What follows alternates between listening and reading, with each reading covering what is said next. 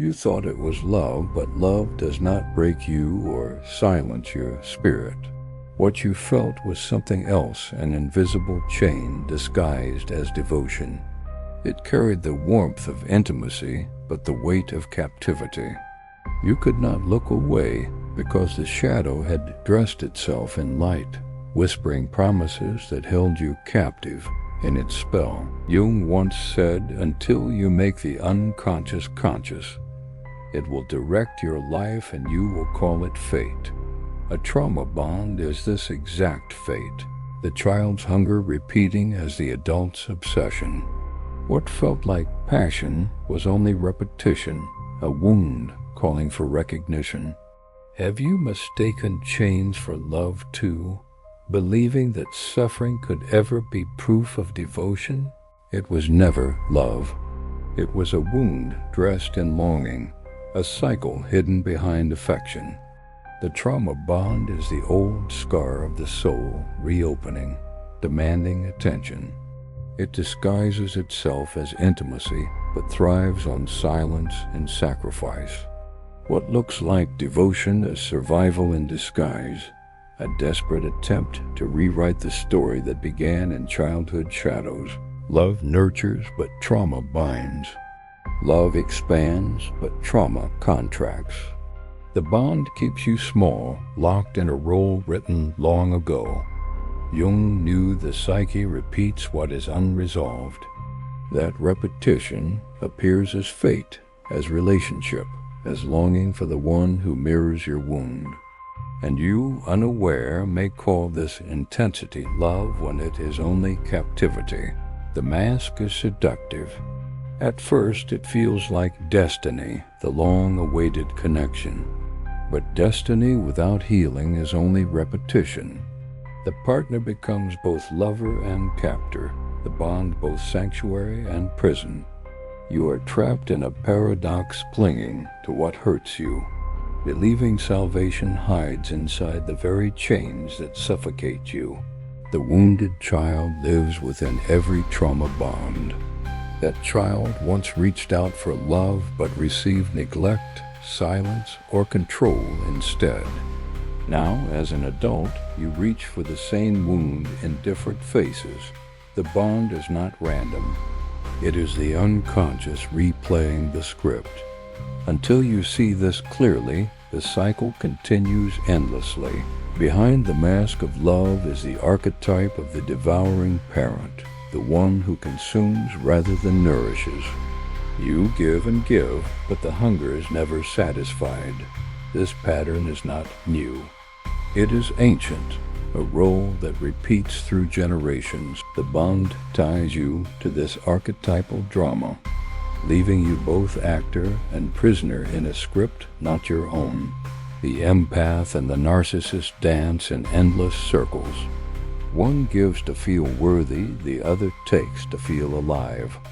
It feels like passion, like intensity, but it is an exchange of wounds, not hearts. Jung said, "The meeting of two personalities is like the contact of two chemical substances. If there is any reaction, both are transformed. But here the reaction burns instead of heals." Every trauma bond is mythic. Think of Hades and Persephone, the captive queen bound to the underworld. Think of the hero chasing the impossible beloved, only to find despair. Think of the idol and the worshiper locked in devotion and emptiness. These are not random stories. They echo in your own life, repeating through your relationships and your pain. The bond is not just personal, it is collective. Generations carry it, passing unhealed wounds like sacred curses. Families replay the same dramas: abandonment, control, silence. Lovers unconsciously mirror the same patterns, pulling each other into old myths. This is why breaking a trauma bond feels impossible. You are not only fighting your story, but the weight of ancestral shadows. This. Have you ever felt that your suffering was larger than you, as if it belonged to something ancient? That is the nature of archetypes. They live through us, repeating until someone dares to awaken. The trauma bond is not just your wound. It is a doorway into humanity's oldest struggles between love, power, and freedom. The narcissist and empath are not enemies by chance. They are mirror images of unresolved wounds. One hides behind grandiosity, the other behind sacrifice, but both are bound to the same shadow. The dance is collective, not just personal.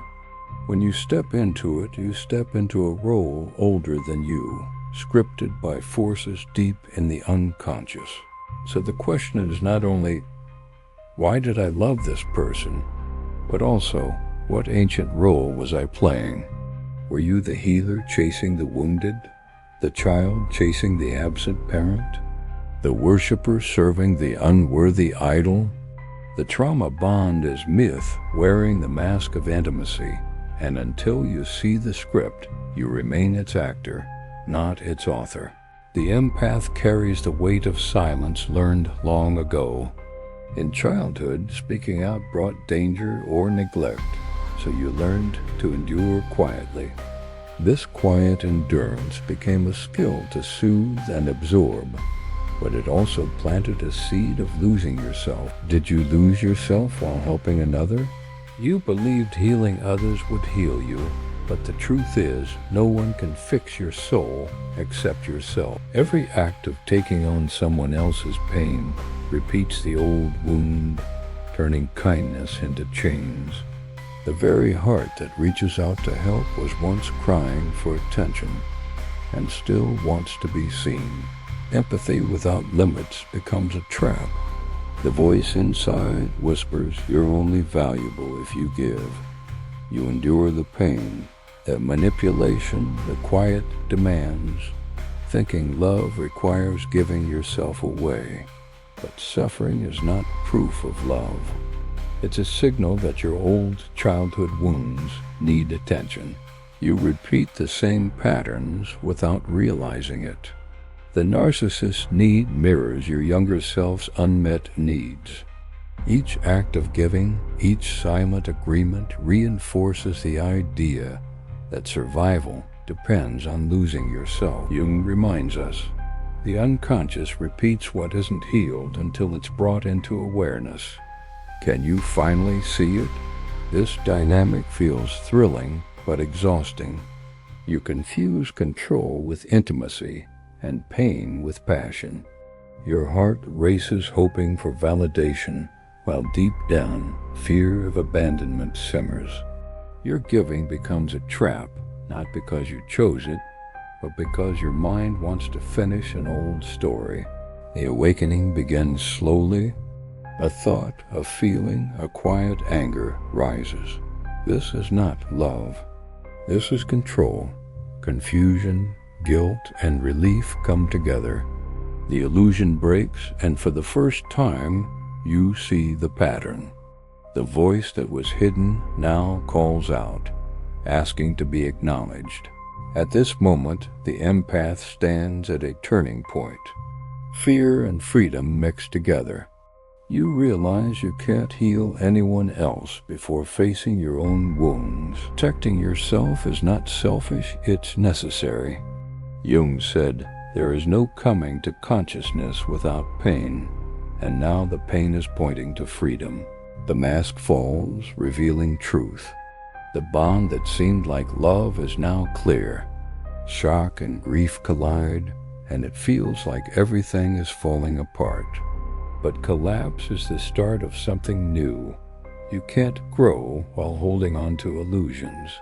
The old must break for the real self to emerge. Everything familiar feels unstable. Routines, roles, and identities built around the bond fall apart. You may feel panic, sadness, or anger, but inside this chaos is opportunity. True freedom often comes with fear, and courage only appears when safety seems gone. You may feel alone. Friends and family might not understand why you no longer tolerate the old patterns. They might even criticize you. Their discomfort is natural. Your growth challenges their comfort. But being alone is not abandonment. It's the space where your new self is born. Dreams become guides. You may see abandoned streets, deep forests, or vast oceans. These symbols show the way through shadow and grief. Jung said the unconscious speaks through images when words aren't enough, pointing you toward healing and wholeness. Grief comes like a wave-strong, relentless, but necessary. You mourn not just the partner, but the years spent losing yourself, the innocence betrayed, the energy given to illusions. This grief is initiation, a ritual letting go of the old, so there is room for something real and lasting. At the end of this process, you feel both broken and free. The false self collapses, letting the real self rise. Fear and freedom exist side by side. Pain and awakening mix. You step into a new awareness, guided by your own mind, led by grief, and lit by the promise that your past doesn't have to control you. As the false self falls away, you step into the unknown. The world seems larger, emptier, yet alive with possibility. You walk through ruins of old patterns, the remnants of the bonds scattered like broken glass. Every step is uncertain, every breath a question. What comes next when the script you knew no longer exists? In dreams and imagination, the psyche guides you. You may see a goddess surrendering her jewels at the gates of the underworld, a child abandoned yet destined for greatness, or a hero facing impossible trials. Each image reflects your journey, surrender, courage, and the promise of renewal. These visions are not random, they are archetypes speaking. The devouring mother, the seductive figure, the lost child. Each appears to show the parts of yourself still trapped. Jung said, "The shadow is a moral problem that challenges the whole ego personality. And now these shadows are leading you toward wholeness. If you are brave enough to face them, you begin to recognize patterns and myths mirrored in your life.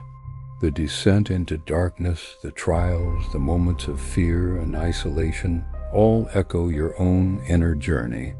The world of imagination and reality blur as the psyche offers guidance, showing that this path through pain is also the path to power. You notice subtle signs in waking life. Moments of synchronicity, dreams that repeat symbols, people who trigger old fears or reveal hidden strengths. These are not coincidences, they are markers of your alchemical process. Each symbol points to integration, each challenge tests your courage to face what was hidden. The wilderness you traverse is both literal and symbolic. You may feel lost, alone, or exposed, yet this emptiness is sacred. It strips away distractions, illusions, and dependency. Here, in the silence of the soul, the inner child speaks, the divine guide appears, and the pieces of the self begin to gather, ready for rebirth. The archetypes now offer gifts, not punishments. The wise old figure appears, a teacher in dreams or visions, offering keys, water, or words of guidance. These figures are your inner wisdom, showing you that you are never truly alone, that the path is long but purposeful, and that the journey is as important as the destination. Step by step, you move through trials that feel mythic, guided by symbols of water, fire, and light. The pain of the past is transformed into insight, grief into understanding, fear into courage. Each encounter with your shadow is a test, each vision a doorway.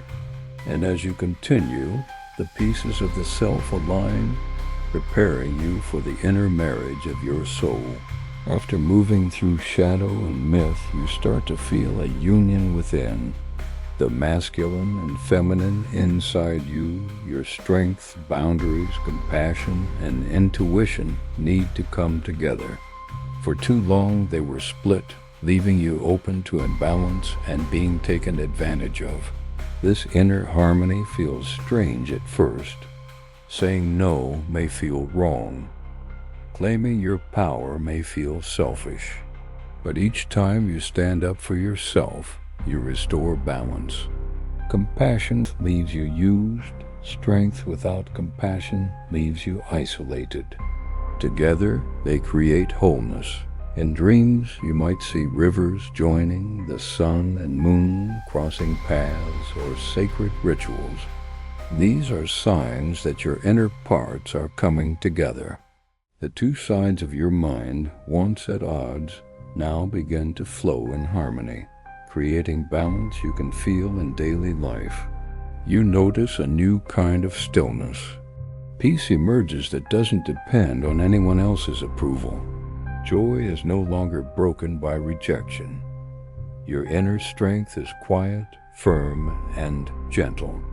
This balance prepares you for authentic love that respects boundaries and nurtures without consuming. Old trauma bonds no longer hold power over you.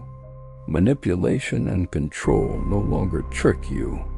You see the patterns clearly, act with awareness, and step away without guilt or fear. Compassion remains, but it's guided by wisdom, keeping your soul safe. Solitude feels different now. Once it felt like loneliness, now it feels like sanctuary. In the quiet, you reconnect with your inner child, your guiding self, and the subtle messages of your unconscious. This alone time becomes the place where the new, whole you is born. Love starts to feel new. It's not chaos or need, but a meeting of two whole people. Freedom and intimacy flow together. Strength and tenderness coexist. Boundaries are respected. Respect and care flow naturally. The lessons from past pain guide you to real connection. You realize the inner work is paying off. Your soul, once broken into pieces, now feels whole. The pain, grief, and shadows you faced were all part of this transformation. You are no longer the child repeating old wounds. You are the adult carrying the child safely, shaping your own life with wisdom.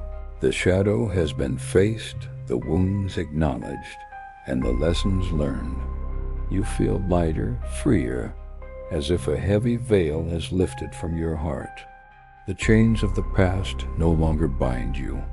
Every step forward is guided by clarity and self-trust. Joy returns in simple moments, a laugh, a deep breath, a sunset. You notice beauty where once there was only pain. Life feels vibrant again. The world is no longer a place of fear, but a canvas for your soul to create, explore, and flourish. You see love differently now. Not possessive, not desperate, not a trap. It is a gentle river flowing between equals, nourishing without drowning. You recognize the difference between true connection and old illusions. Your heart is open, yet safe. Dreams become a playground of inspiration.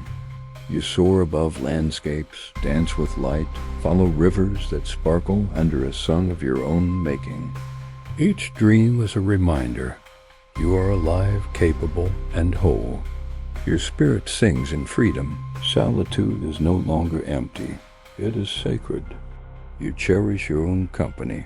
You laugh, play, create, and reflect. Lone yet complete. You are never lonely because you carry your own light. The inner child is safe. The inner guide present. The soul at peace. The world mirrors your transformation. Relationships honor your boundaries. People respond to the energy of your wholeness. Opportunities appear that once seemed impossible. Every choice now is made from strength, clarity, and joy. And in this new reality, hope blooms eternally. Pain has become wisdom, grief has become growth, and every scar is a testament to your resilience. You smile freely, laugh openly, and step into life fully alive, knowing your soul is unshakable. The empath realizes it was never love that broke them, it was the awakening to themselves. Now, fully whole, they rise like the sun, radiant and unstoppable. The journey ends not in chains, but in light. This is your rebirth, your freedom, your epic story of wholeness, and it is only the beginning.